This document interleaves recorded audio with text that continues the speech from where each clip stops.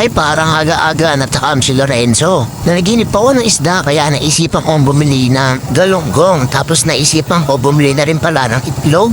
Parang sarsyado ang ating gagawin. Nga pala mga par, baka may umiyak, hindi ako naka-helmet at nasa loob naman tayo dyan sa may Litex. Kaya napakarami naman talagang isda dito sa Litex. Ikaw na lang talagang magsasawa sa mga hasang amoy. Siyempre, biro lang mga par. Ayan nga pala, namimili tayo at naghahanap ng pinakamaganda at murang isda dito sa Litex. Tapos makikita mo dito, puro tumpok-tumpok yung mga isda. Ayan ang maganda dito kasi may 50 pesos, tumpok na.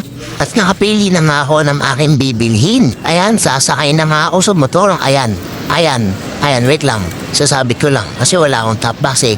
Hirap talaga pag naka-rider. Yan, dito pala tayo sa may Litex. Yan.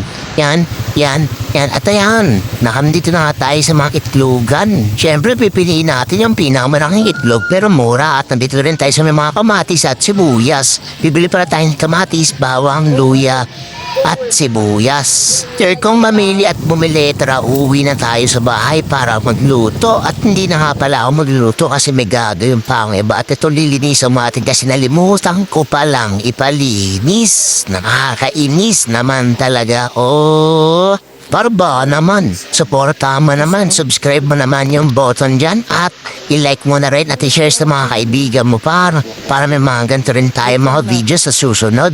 At ayan, i-pass forward na natin para doon na tayo sa next video na luto na, misis.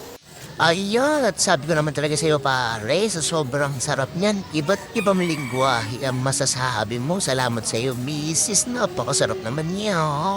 Ikaw na umabot dito, subscribe mo naman, no?